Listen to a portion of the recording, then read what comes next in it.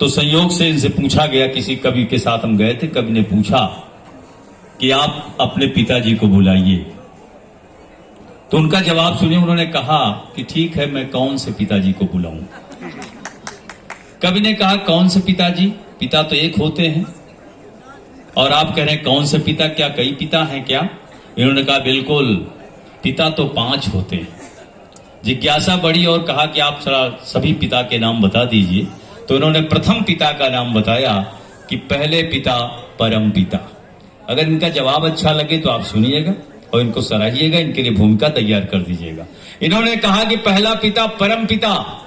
जिज्ञासा बढ़ी और कहा गया कि दूसरे पिता कौन है? इन्होंने कहा, दूसरे राष्ट्रपिता। तीसरे पिता वो हमारे पिता। तो 3 तो समझ में आई, लेकिन चौथे पिता कौन से हैं? तब इन्होंने कहा, चौथा पिता भी होता है। जब गौ गाय को माता कहते हैं तो सांड हमारा क्या हुआ? पिता हुआ। चौथी बात पर हम दोनों लोग नहीं रुके और हमने कहा, 5वें पिता के विषय में भी बताइए। और इन्होंने कहा कि जब मजबूरी और काम फंस जाता है तो गधाओं को पिताजी कहना पड़ता है। ऐसे हैं आदरणीय अखिलेश द्विवेदी, हास्य के भवंडरकर। जोरदार तालियों का महोत्सव करके अखिलेश जी का आवाज दीजिए। माइक पे आए आदरणीय अखिलेश द्विवेदी।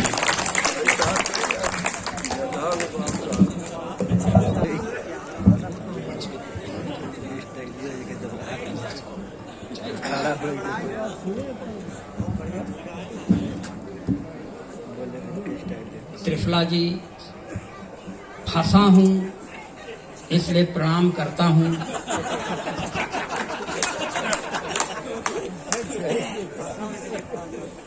कपिल देव तिवारी ने पढ़ा,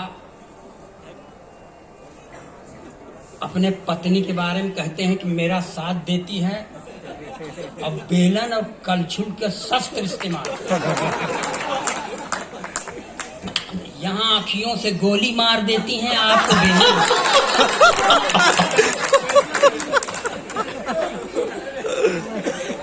जबरदस्ती की बात है। मन लगाइएगा, मैं भी क्रम में हूँ। मैं प्रणाम करता हूँ। जो लोग पीछे खड़े हैं चुप पे आए के बैठ जाएं। पैसा वसूल प्रोग्राम अब चालू हो रहा है।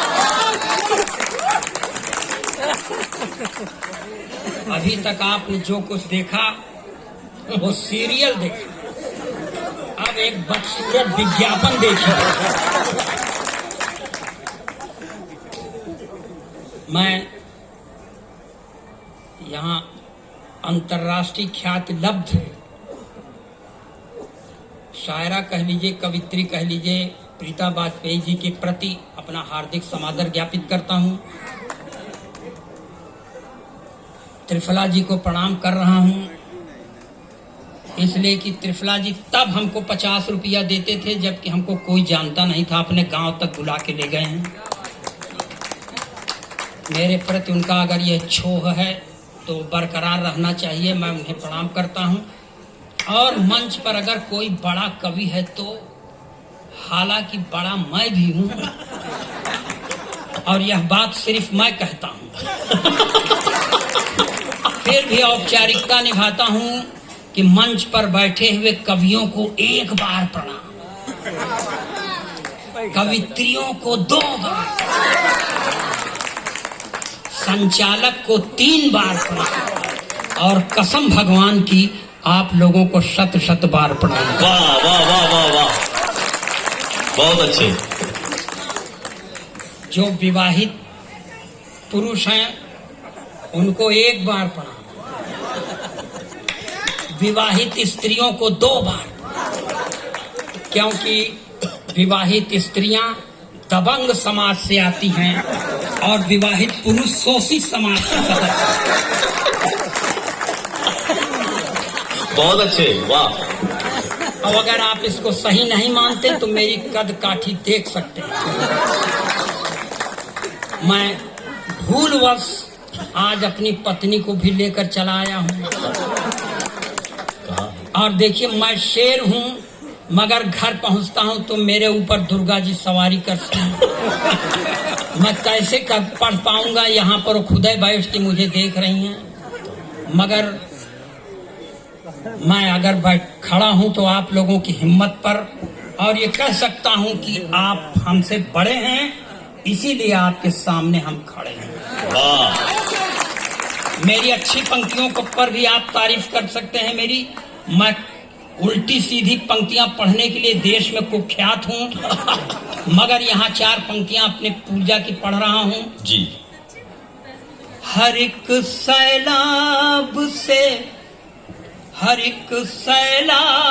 से खुद को बचा करके चले आए। हर एक सैलाब से खुद को बचा करके चले आए। अहम दिल के तो दरिया में बहा करके चले आए।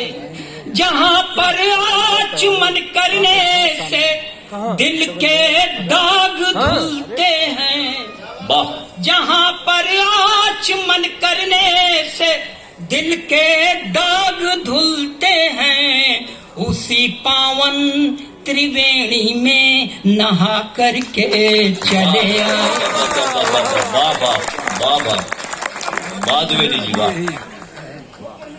और 4 पंक्तियां त्रिफला जी पढ़ दूं। ये सारे जितने कलमकार हैं, कवि और कवित्रियां, इनकी तरफ से पढ़ता हूं आप लोगों के चरणों में। एक कहीं रात बिताते हैं, कहीं दिन की यात्रा करते हैं। मैं इसलिए पढ़ता हूं कि मेरी अच्छी पंक्ति पर इन्हें आप मुझे तारीफ कीजिएगा, मेरा हौसला बढ़ाइएगा, ताकि मैं कुछ माल निकाल सकूं। वैसे हमको ये कहे थे चंद्रभूषण जी, आपको माला देंगे, माला मत देना, आपकी मात्रा मत लगाओ, सिर्फ माला तक सीमित रहो।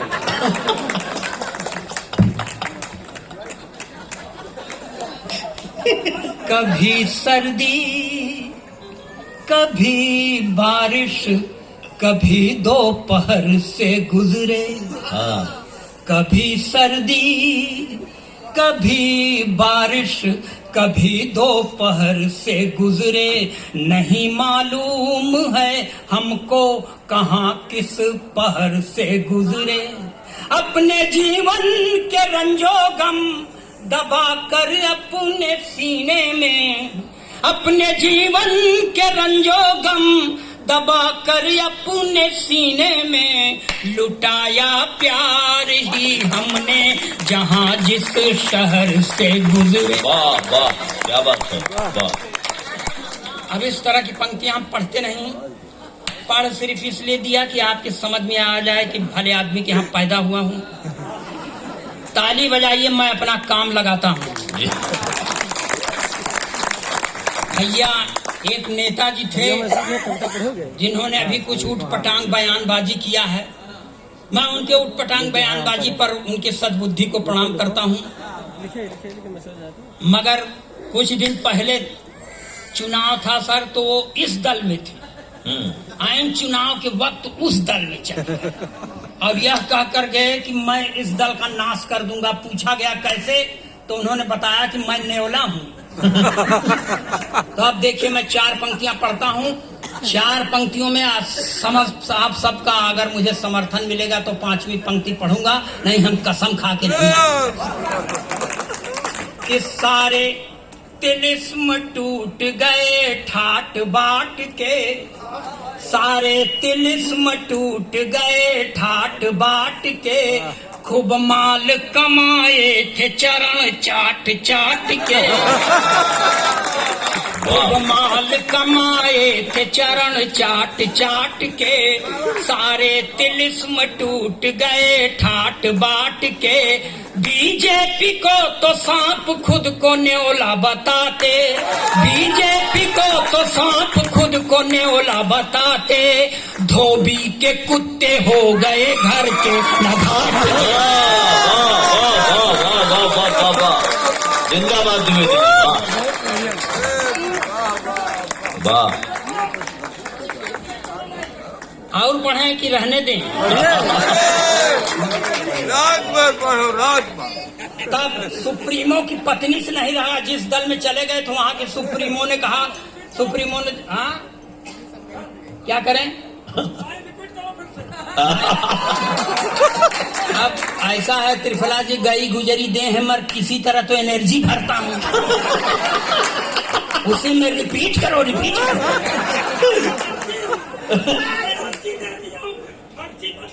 हाँ बैठे आप। सारे तिलिस्म टूट गए ठाट बाट के, खूब माल कमाए थे चरण चाट चाट के। बीजेपी को तो सांप खुद को न्योला बताते, बीजेपी को तो सांप खुद को न्योला बताते। धोबी के कुत्ते हो गए घर के न घाट, धोबी के कुत्ते हो गए घर के न घाट के। तब देखिए त्रिफला जी इस लाइन पर भी देखिए, जिस दल में गए थे उस सुप्रीमो ने देखा ये तो कुछ नहीं कर पाया, तो सुप्रीमो की पत्नी से नहीं रहा गया। तब उन्होंने कहा कि आए थे तीर मारने मर कर चले गए, आए थे तीर मारने मर कर चले गए। टीपू की साइकिल पर चढ़कर चले गए। दरिया में सियासत के थी योगी की सुनामी, दरिया में सियासत के थी योगी की सुनामी। खुद डूबे सनम तुमको भी लेकर चले। ये देश है सर, यहाँ समय समय पर अवतारों का अवतरण होता रहता। आप लोग बस मजा लीजिए इसे। क्या हो गया सर?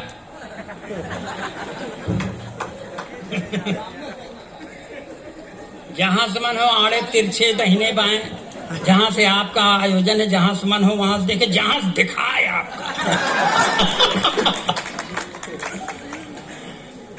और सर आपको बताएं, ये परिवारवाद है, ये परिवार है बाबूजी। इसमें कुछ दिन एक भूत सरकार थी, भूतपूर्व सरकार।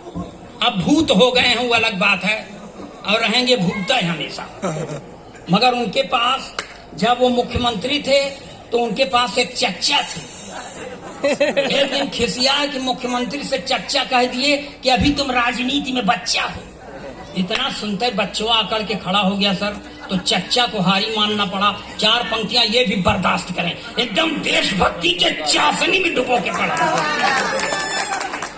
कि जो था खराब सबसे वो अच्छा निकल गया, जो था खराब सबसे वो अच्छा निकल गया। झूठों के घर में देखिए सच्चा निकल गया, झूठों के घर में देखिए सच्चा निकल गया। जो था खराब सबसे वो अच्छा निकल गया। चच्चा ने राजनीति में बच्चा जिसे समझा, चच्चा ने राजनीति में बच्चा जिसे समझा। बच्चा वही चच्चा, कभी चच्चा निकल गया। वाह भाई वाह। और पढ़ें, ताली बजाइए, एनर्जी मिलती है।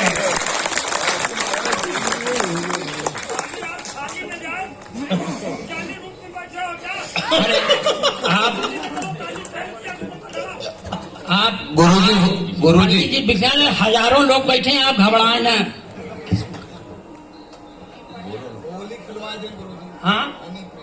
हाँ अभी चलिए पढ़ने दीजिए, बीच में बोल दिए। बीच वालन से हमारा जयू भी आया।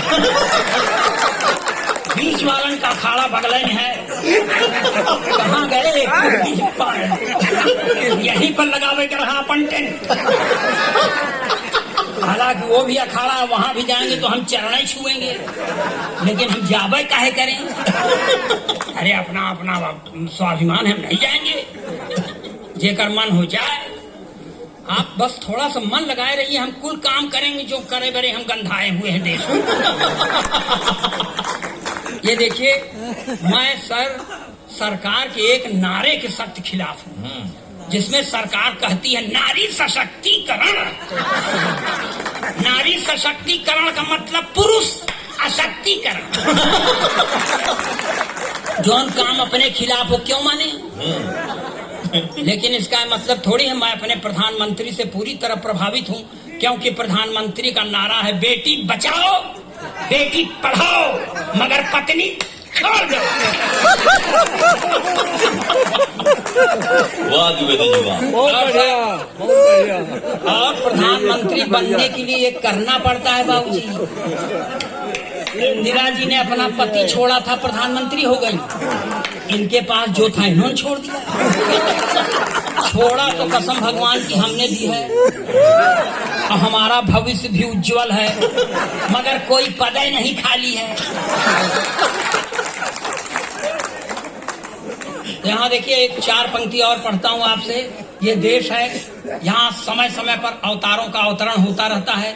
एक अवतार का और अवतरण हुआ है बंबई की धरती पर, जो मुंह में खूब लपास्टिक लगाती है, लाल चुनरिया भी ओढ़ती है, हाथ में त्रिशूल लेके चलती है, मगर वो उस पराम्बा भगवती की तरह सिंह की सवारी नहीं करती, अपने भक्तों के गोदी में सवारी करती है।